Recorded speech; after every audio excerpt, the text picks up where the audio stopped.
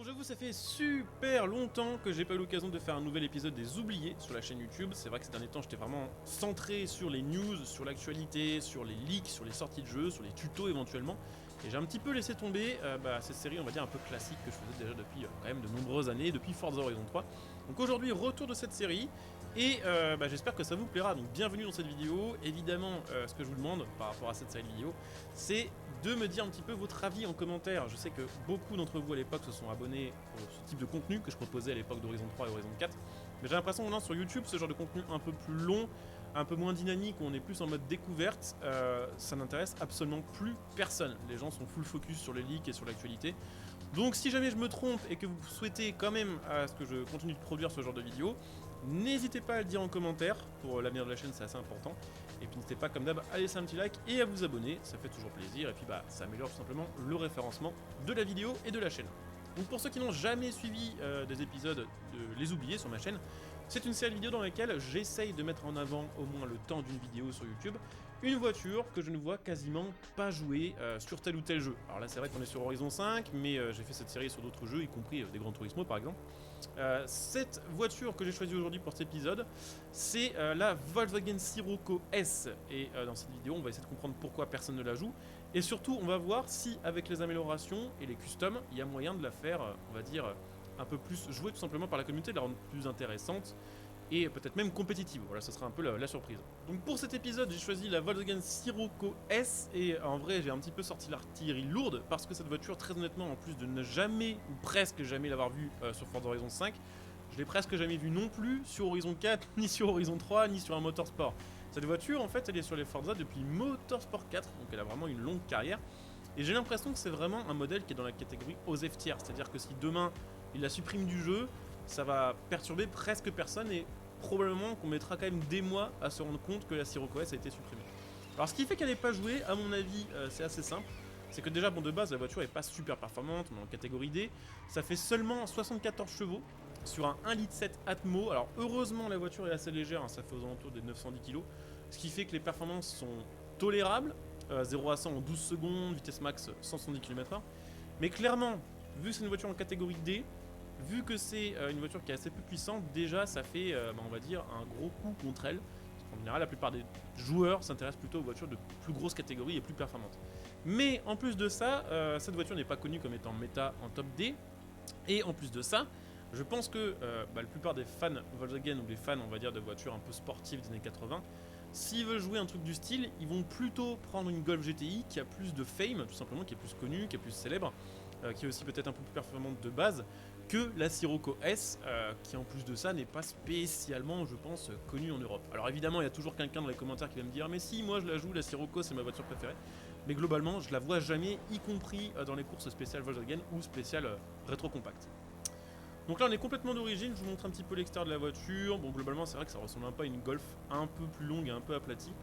Je vous montre l'intérieur aussi. À l'intérieur, bon, c'est allemand et c'est allemand des années 80. Donc autant vous dire que c'est pas tape à l'œil, c'est ultra classique. Ça doit être assez fonctionnel en soi, mais c'est vrai que là on voit bien quand même que c'est une caisse des années 80. Hop, je vais essayer de mettre le soleil dans le dos pour qu'on voit à l'intérieur. Non, non. Hop, est-ce que je vais réussir à vous montrer ce que je veux montrer? Non, bon, c'est pas grave, on verra ça dans les menus du jeu. Donc après, honnêtement, cette voiture n'a pas de gros défauts. Le truc, c'est que si elle avait un défaut de toute façon de châssis ou de freinage, on s'en rendrait pas forcément compte tout de suite non plus, puisqu'elle est tellement peu puissante et elle a tellement peu d'accélération qu'on reste à des vitesses assez faibles. Donc forcément, on arrive à bien anticiper les virages, on n'arrive jamais trop vite en virage. Comme le mec qui vient de passer d'ailleurs juste ici, qui vient de se gaufrer comme une merde. Donc forcément, ça cache un petit peu les défauts. Mais on va aller voir évidemment ce qu'on peut lui faire au garage. Je sais pas trop quelle catégorie de performance on va viser, je sais pas du tout s'il y a des améliorations, on va dire visuelles, s'il y a ce genre de choses dispo sur cette voiture là. Donc ça va être un peu la surprise, tout simplement. Mais écoutez, on va voir ça ensemble, tout simplement. J'ai jamais utilisé cette voiture sur ce jeu. Autant la Sirocco un peu plus moderne peut-être, autant la Golf GTI de l'époque peut-être, mais celle-ci ça me dit vraiment rien. Donc, amélioration, perso, qu'est-ce qu'on va avoir de dispo sur cette voiture là? V6 de litre 8. Ok, donc ça doit être un truc qui vient de la Corrado ou un truc comme ça. Turbo Rally, et donc ça c'est quoi? C'est un 4 cylindres 2 litres VVT. Ça va être un truc, je sais pas d'où ça sort. Mais en vrai, le V6 de Elite 8 pourrait être sympa. Après, faut pas qu'on oublie qu'on est en traction, donc on va essayer d'en faire une voiture surpuissante, ça servira pas à grand chose. Je pense qu'on va essayer de se limiter à 200 chevaux. Quoique, en vrai, le swap peut être assez intéressant s'il est un peu plus lourd, pour mettre du poids à l'avant, pour maintenir un peu le grip. Ça peut être pas trop mal. En plus, on reste sur un swap Volkswagen, donc c'est pas non plus trop contre nature. 200 chevaux, alors ce qu'on va faire c'est qu'on va améliorer bien le châssis maintenant, histoire de voir jusqu'où on peut monter niveau catégorie d'indice performance. Et on verra si c'est pas trop ridicule. Si c'est trop ridicule et trop déséquilibré au niveau des stats, on enlèvera peut-être quelques améliorations. Et on essaiera d'en faire un truc le plus équilibré possible. Ah, et des pièces esthétiques? Ok, non, en fait non, il n'y a pas de pièces esthétiques, il y a possibilité de supprimer les pièces esthétiques. Et il y a le kit Forza bien sûr, bon. Kit Forza, honnêtement il est pas si laid sur celle-ci parce qu'on le voit presque pas. Mais on verra si c'est un intérêt. Si on reste en catégorie B ou en catégorie A, c'est pas forcément ultra utile. C'est pareil, il y a un aileron arrière. Et il y a la possibilité d'enlever là aussi les pare-chocs ou la sportivité, le côté... c'est pas GTI, mais le côté sport de cette caisse là. Donc c'est sûr que côté amélioration, on a vu vraiment mieux. Enfin, pas amélioration mais customisation.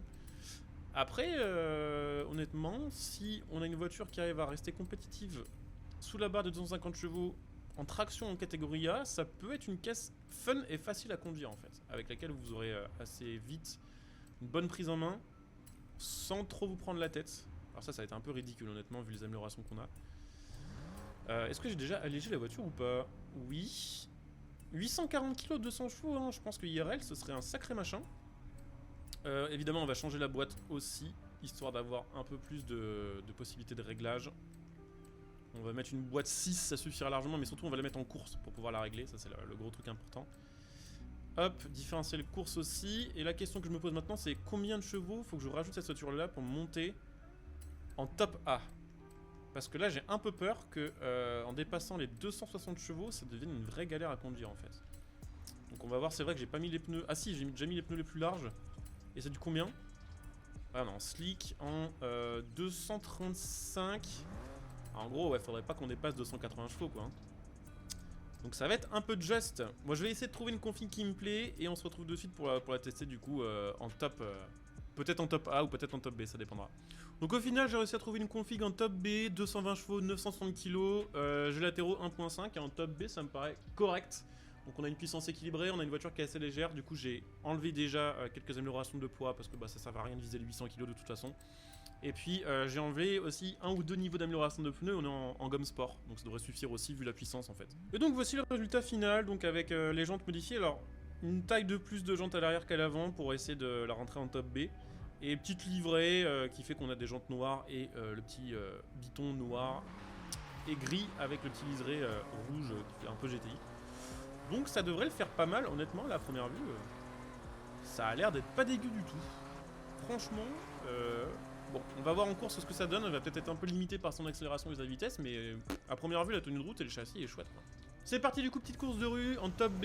J'aime bien les courses de rue pour tester les voitures parce qu'on n'est pas que dans des voitures, on va dire, de la catégorie, on est contre vraiment tout et n'importe quoi du moment que l'indice performance est le même. Donc ça permet de parfois se mesurer à des supercars ou à des 4x4 en même temps, enfin, c'est assez cool.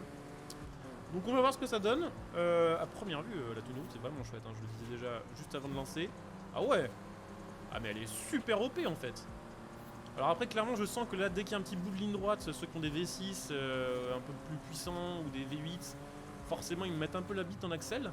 Mais je pense que sur des circuits full orienté virage, elle doit être vraiment chouette. Avec une boîte courte, parce que là on a une boîte moyenne on va dire, on les rattrape vraiment facilement.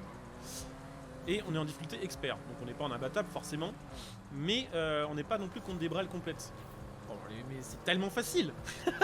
Elle est trop bien en fait. Je pense que malheureusement beaucoup de gens, ça doit être, bon c'est qu'un exemple parmi tant d'autres, il y a tellement de voitures comme ça sur Forza Horizon 5 qui sont pas jouées, tout le monde s'en fout, les gens ils les débloquent, ils les mettent au garage et jamais ils les testent. Et je pense qu'il y a pas mal de petites gemmes perdues en fait parmi ça et c'est un peu dommage, parce qu'il y a certainement des caisses assez fun dont tout le monde s'en branle, voilà pour faire simple. Et c'est un peu le cas je pense de la Sirocco S. En tout cas j'espère que ce petit retour, un format que je faisais en Big 2016, vous plaira et vous aura plu. Si c'est le cas comme d'hab les gars, pensez à soutenir en followant sur Twitch. Vous pouvez utiliser votre Prime aussi, le lien sera sous la vidéo hein, si vous voulez donner un petit coup de pouce à la chaîne. Et bien sûr il y a le lien Instant Gaming qui est toujours actif et qui vous permet d'acheter vos jeux à prix réduit en soutenant la chaîne et même de participer à des petits concours. Donc n'hésitez pas. Je vous montre un petit peu de gameplay en vue intérieure, c'est vrai que je vous en ai pas montré du tout. Je pense qu'on a bien fait de limiter la puissance à 220 chevaux. Je pense que 240 ça passerait. Mais malheureusement on serait en top A. C'est ça le... Enfin on serait top A. Non justement on serait en début de top A, en début de classe A. Mais 220 chevaux, c'est vraiment je pense le bon truc pour une caisse avec ce poids, avec cette silhouette et ce châssis. Ça marche du feu de Dieu. Donc comme quoi, encore une fois, c'est encore possible de se faire un peu surprendre sur Forza Horizon 5. Même si le jeu est sorti il y a 2 ans maintenant et que bah, clairement on est nombreux à être passé à autre chose, à d'autres styles de jeu ou à d'autres jeux tout simplement de la même catégorie, bah il y a quand même encore toujours moyen, vu le contenu, hein, de tomber sur des petites pépites et ça c'est cool. C'est vrai que c'est pas forcément le cas de tous les jeux. On verra d'ailleurs un petit peu si ce jeu reste à rester compétitif encore maintenant qu'il y a Motorsport qui est sorti. On verra s'il arrive à rester compétitif aussi face à tes débuts de l'année prochaine. Je pense qu'on va avoir une année de jeu de course assez intéressante l'année prochaine. On aura peut-être que peu de sorties en comparaison avec l'année 2023. On a quand même Motorsport, Motorfest, Hot Wheels, WRC, ce genre de trucs. Mais on est sur une année, normalement, durant laquelle on va avoir pas mal de jeux indés qui vont sortir ou des jeux moins connus, donc pas des AAA. Et que ce soit TDU, que ce soit Apex Point, que ce soit Night Runners, que ce soit tous ces jeux dont je vous parle depuis des mois, clairement, ils peuvent se faire une place de fou en 2024 s'ils sortent, quoi.